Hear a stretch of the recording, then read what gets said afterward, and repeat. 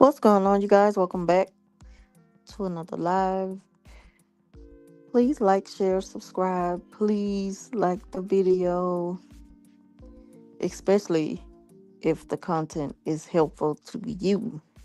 Please like, share, and subscribe. So, in this video, I would like to talk about, do dismissive avoidance show regret after a breakup? And I wanted to talk about this because a lot of times dismissive avoidance can be compared to narcissists a lot because they have similar traits but like different intentions. And I know because I have had experience with both. But a dismissive avoidant, being that they are known for being the dismissive type, it's very rare that they would show regret after a breakup, when 9 times out of 10 they wanted the breakup because of their lack of commitment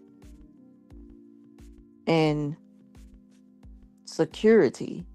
They really don't have the ability to be the rock in a relationship.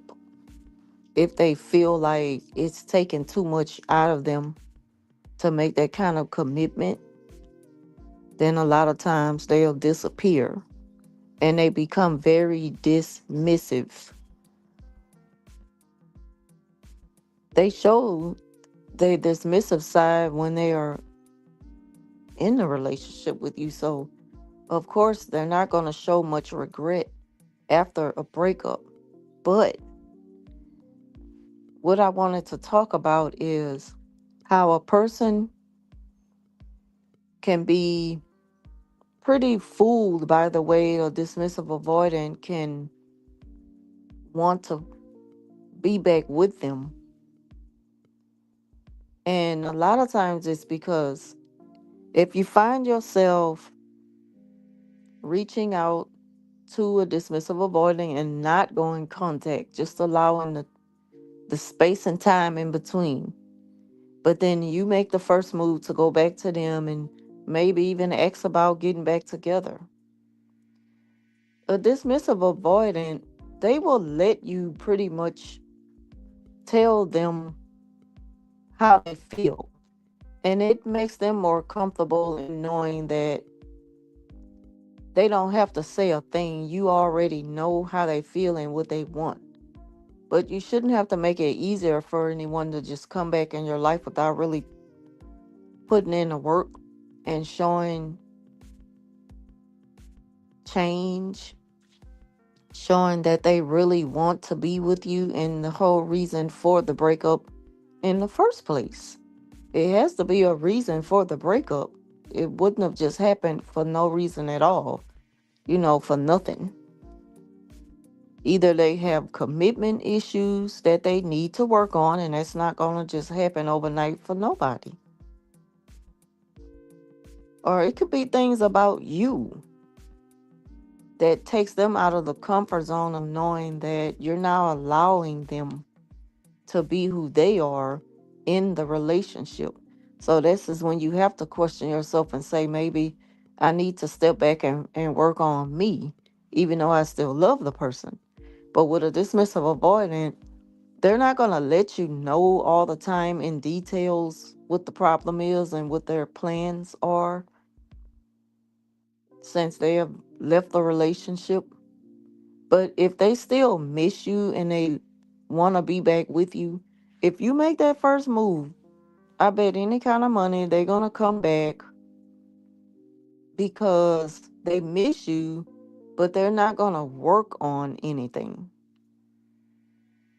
That way, if the breakup happens again, which it probably will, because, there was no change, they can put it on you now, which means that they don't show regret. If they really had any regret to being the cause of the breakup, they will take time out to first of all admit that to self and work on it before just going back into the relationship, because that's not really gonna make things better for neither of you. Just to say you in a relationship with somebody and you haven't really did any self-reflecting, then what's the point? So don't be fooled when a DA decides that, yeah, I would like to give us a chance again. Let's start over again. But what are we starting over at? Like, what's the goal? Do we still want the same things? You know, what are the standards now? Are the stakes higher?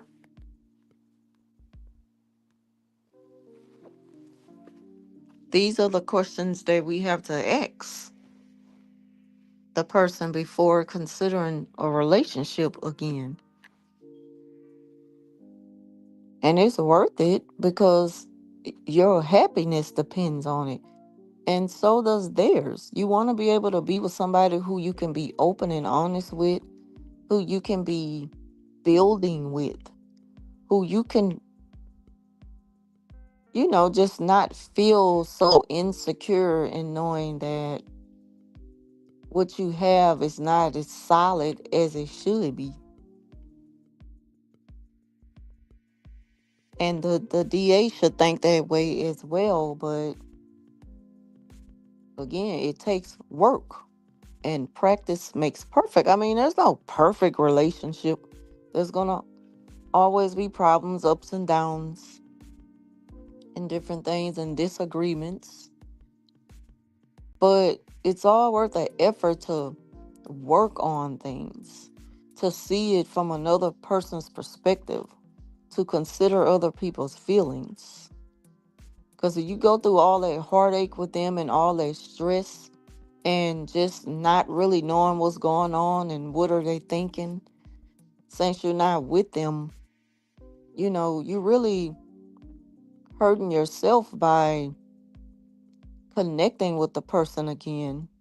And you never really had that uncomfortable conversation. Because it's so uncomfortable to a dismissive avoidant, especially a fearful avoidant, to know how they really feel. Like, I need to know how you feel about me, how you feel about this relationship. What are your ideas? What do you look for us in the future? Do we share the same goals when it comes to commitment? And all those questions need to be answered before you decide to be back with them. Because they could pull a fast one on you and say some of the things that you want to hear, but they still really haven't put in the work that they needed to when it comes to doing their part to become a better partner for you. So they might ask, like, you know, when can we get together for a movie? And that sounds like it's okay to ask someone out on a date like that when, even if you've been in a relationship with them, but it's been a while since you really hung out and been together. So I guess that's okay. That's a start. But what if during the time that y'all were together before the breakup, you were always the one initiating the date nights? You were the one always paying for the dates. Or either they'd always make the rules and keep score on who paid this time, and it's like this time around you don't want that in the relationship. These are the things that need to be talked about before you decide to get back with that person again. Because even though they're asking you out on the date to reconnect with you again, they haven't seen you in a while, just to kind of hook up and catch up on things, they still haven't changed from the initial breakup. And if there's no change, then there's no regret. They just want to see you because they miss you. They may just want to see you to pass time or because they're bored. But it doesn't mean they want to be back with you again. They may not want a relationship. And if this is something that you want to be able to communicate with a person to be on the same page. You need to know where their head at. They need to know where you stand. So it won't be any misunderstanding, and nobody will feel like that they're wasting their time because you know what you want and they know what they want. It's just that they have always had a hard time expressing their wants and needs. And you have always been the one to just make it easy for them.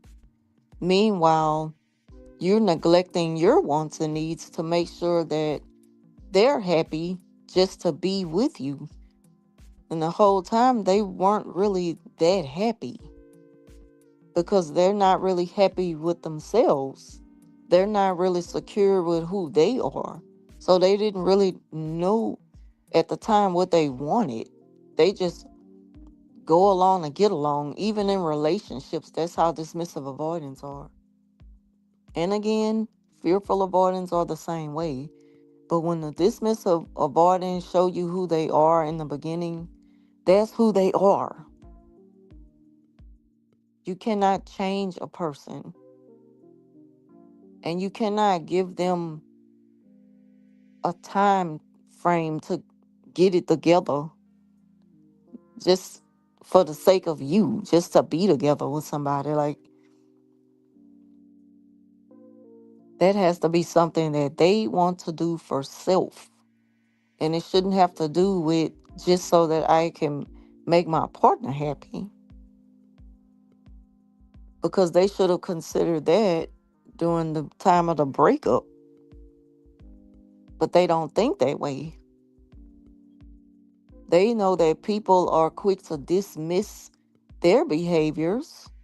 So that makes it even easier for them to be dismissive about things that needs to be acknowledged, needs to be addressed the right way. And you just kind of like making it hard on yourself to just accept whatever it is that they offer. Even if you miss the dismissive avoidant, I wouldn't advise anyone to just jump back to the way things were. Because even when they do ask you out on that date, this is your chance to say, well, I'll think about it. Don't just rush into, yeah, where you want to go, when you want to go. Because that same old person going to show up who ghosted you the last time. Or the same person going to show up who you broke up with because they failed at showing you so many things. First of all, there needs to be a conversation. Like, we can't keep avoiding the obvious because it's going to come up again. They can also just be trying to get a quick hookup, for pleasure because they've missed it so much, and it makes it harder for them to move on because you're the one that they just can't get over. But they don't want to be with you either. They just had a hard time getting over you. So it's easier to just return back to you for the moment. But then that's going to die out and they're going to ghost you again. So it's like you kind of set yourself up for that disappointment. So make them work hard at pleasing you and showing you that your your feelings matter. Because anybody that just can up and ghost you, they don't care about your feelings. Especially if you were in a long-term committed relationship. And they do this as a pattern. With zero regret. They show no regret. They may feel like I miss the person, but that doesn't show regret. That doesn't equal up to the same thing.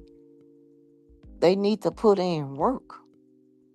They need to do something different than what they've been getting away with for so long. And they could easily fool you by just asking you out on a date. Well, can I see you this weekend if you're not busy? And I will be like, why? Ask the questions. Why? Like what you had in mind. Make them work for you. Make them prove that they feel like they made a mistake. Get it out of them. But don't put the words in their mouth. Don't make it easy for them.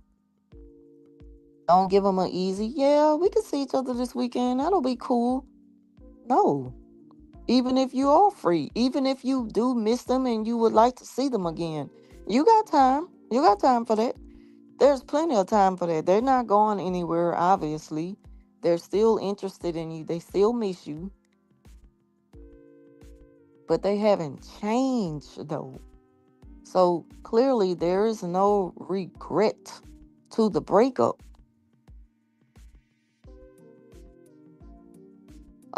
Dismissive avoidance, they need supply too. They could be using you again just for the moment time, just to feel better because they've been kind of down for a while, and they know it's something that they miss. They know it's something that they want, but they can't put their finger on it. It's like they just can't call it. And they will even be in so much of regret till they'll claim that I haven't been this happy in so long. And it's just the only reason why they happy is because they got you on the phone and they got a chance to hear your voice. If a dismissive avoidant have mentioned during the time that y'all talk, I just been feeling kind of like, I don't know. Or they claim they can't explain how they feel, but they just haven't been in a very good mood lately. Or just something, or you just hearing all of this, you know. But then all of a sudden, they got you on the phone and y'all having a good long conversation and just talking about everything, catching up on everything. And now they just so happy. And y'all might get off the phone, they might start texting you, just smiley faces and just letting you know how they feel since they spoke with you. That lets you know. Yeah, they miss you. They missed you so much. But it's like they just don't know how to really express themselves in a way that they should have when they had you on that phone. They should have been able to say, you know, I'm really glad that we're talking right now. I ain't gonna lie, I really miss you. But they should have been mentioned it months ago, early on in the relationship, because that's how they felt then. And it's like they just suppress the pain. They feel like they have to do that. That keeps them, in survival mode. It's kind of like that's their way of being in survival mode, just getting through it. And there's nothing wrong with letting a person know how you feel about them. I miss you. Or let them know, I don't know what came over me. I don't know why I get like that. I'm really trying to work on it. I would never waste your time again, even though I miss you so much. I know it's some things I need to work on. Even that's something. That's a start. It shows effort. But just to expect the person to welcome them back with open arms, you know what that's going to do? They're going to pull a fast one on you to kind of make you think that you're missing out on them and you're the cause of them leaving you because you expected too much out of them, which is normal in a relationship. It's like They should expect to do so much for you as you for them. It goes both ways. But when they start to feel the pressures of being responsible in their relationship, that's when they dip out. And that's a horrible way to be in a relationship. That's a horrible way to treat anybody who you were in love with, this person that you just, you know, you worked hard to try to get them. You did everything in the beginning to prove that they're the one for you. But everything they do, it always kind of, when you look back at it, like they showed you who they were, but you were also so blinded too now because the they kept it at like surface level, everything that they tried to do to prove to you that I'm the one for you.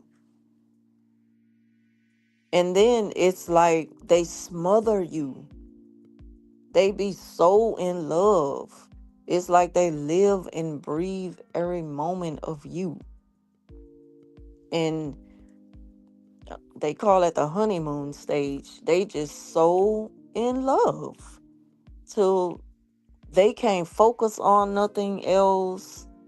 They have to pull themselves away just to do the regular things in the everyday life that they have to do, work, school, or whatever else.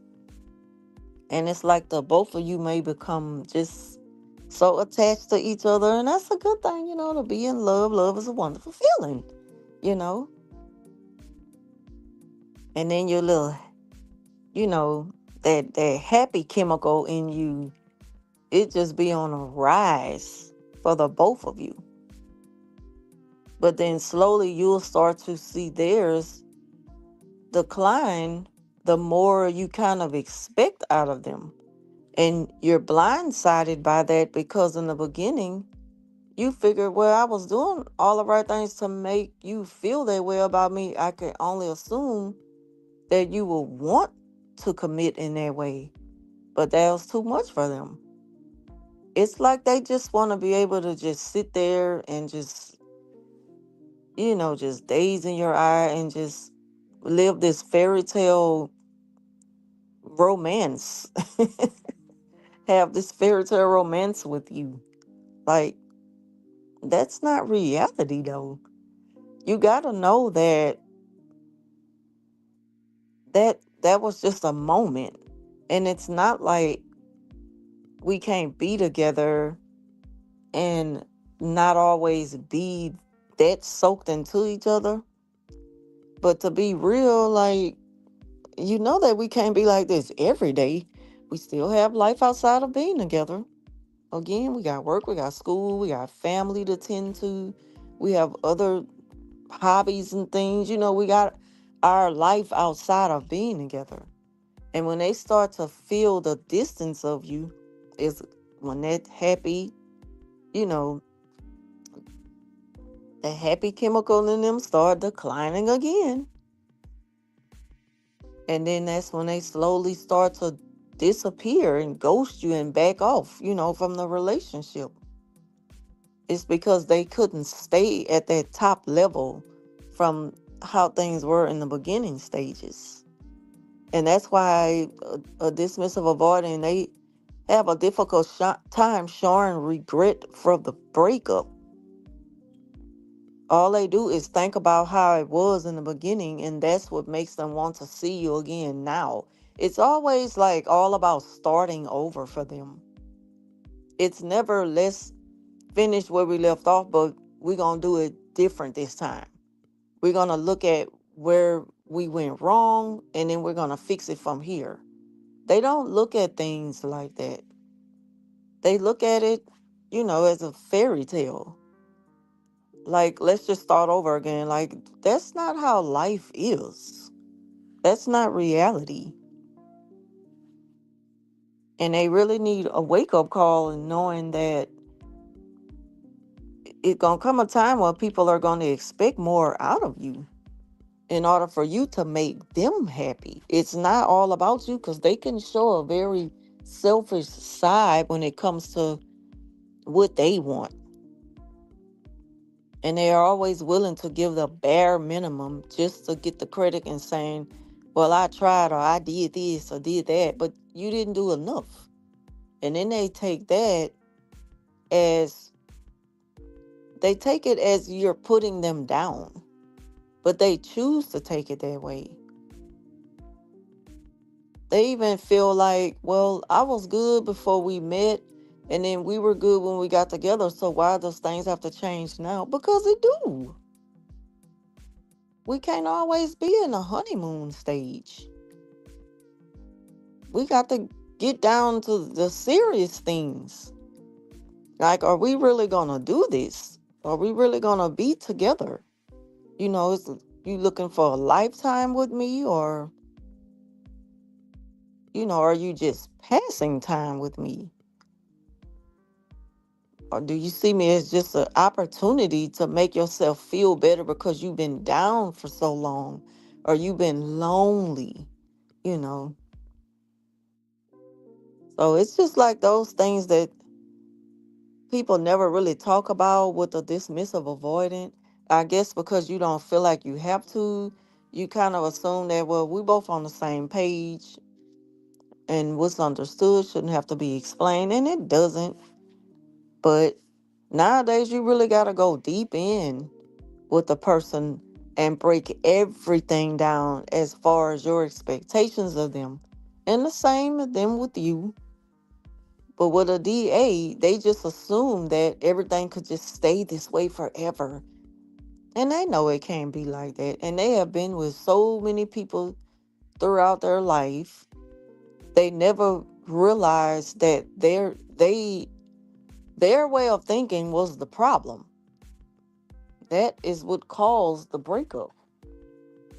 And they never show any regret because in their mind they didn't do no wrong. They always turn it around on their partner.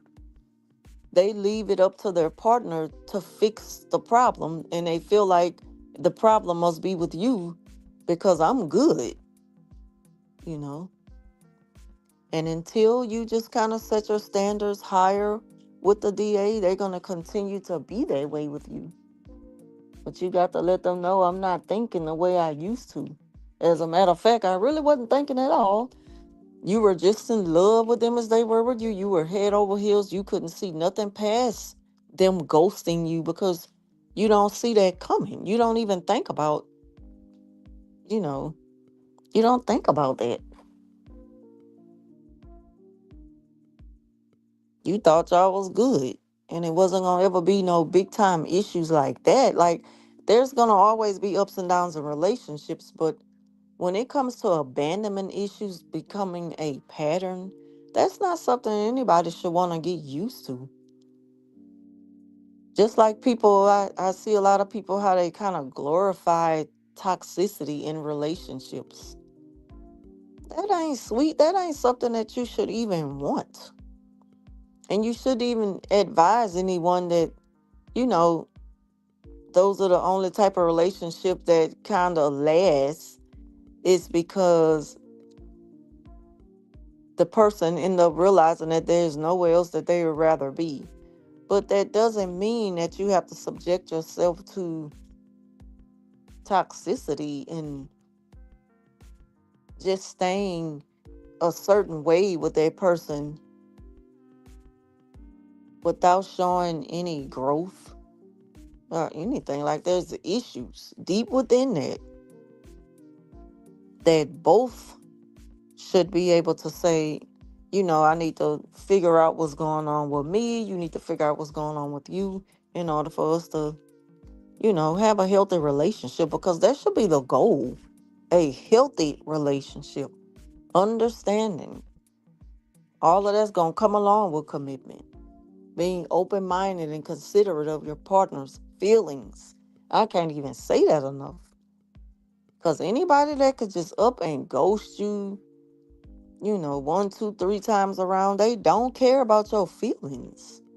They feel like that because you have, because you put up with it for so long that they can keep coming back to you and they can keep doing it again. But you got to be the one to change the game. This time you have to set the rules for you and the boundaries and let them know what's not acceptable this time around if we do get back together.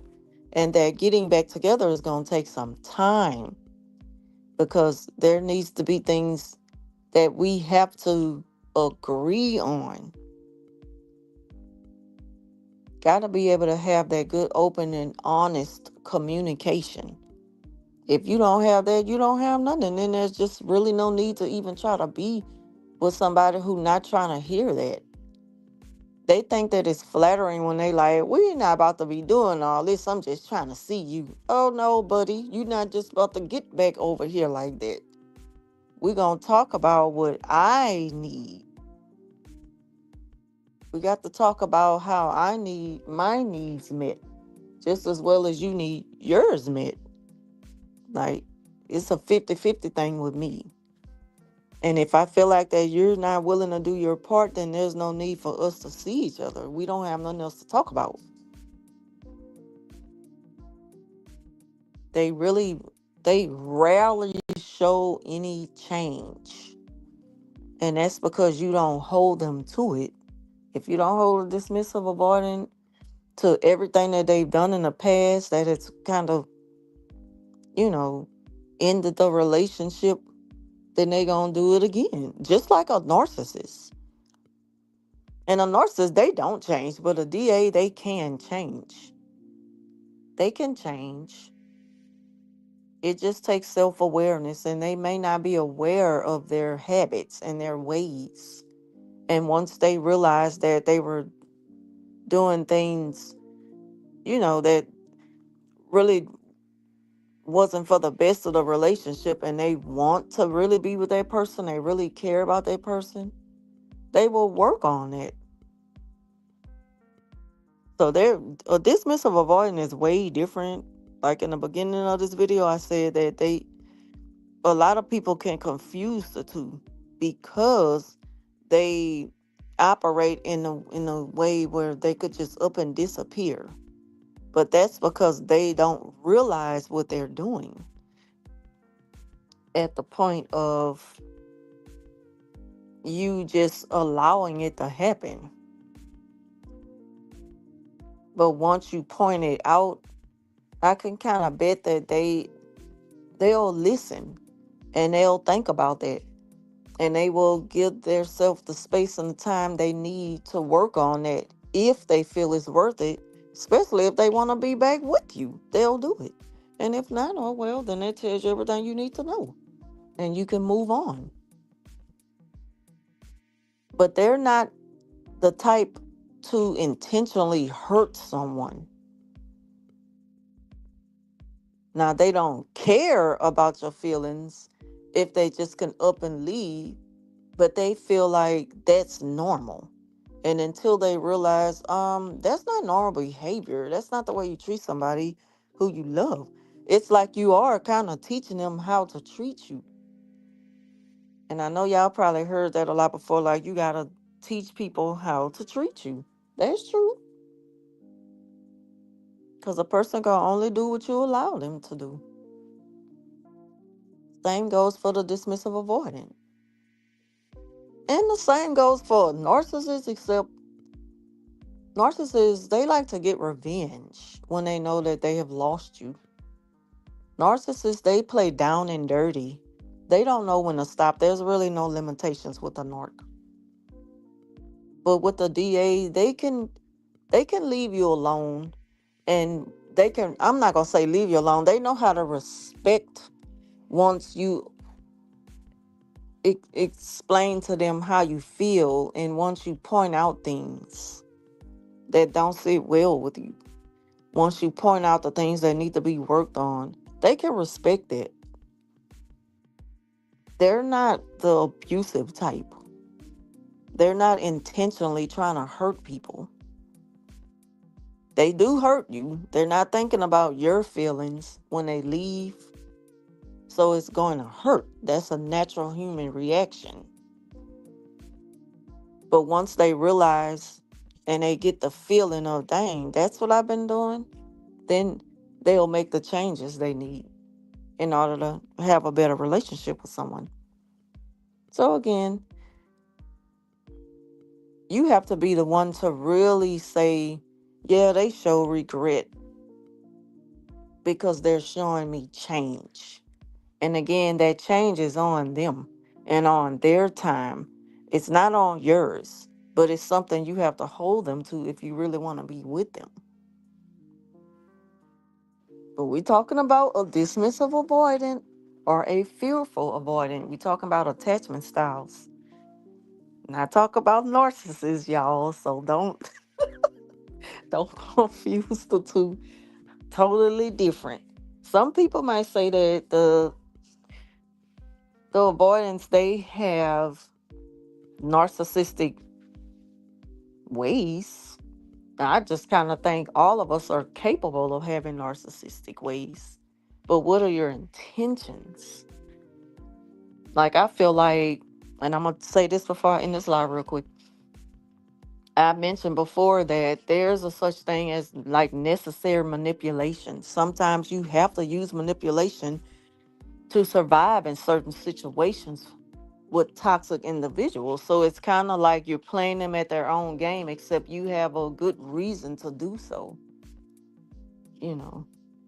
So it's not like where you manipulate, well, I found my way out of a very tight spot with a difficult person or dangerous person,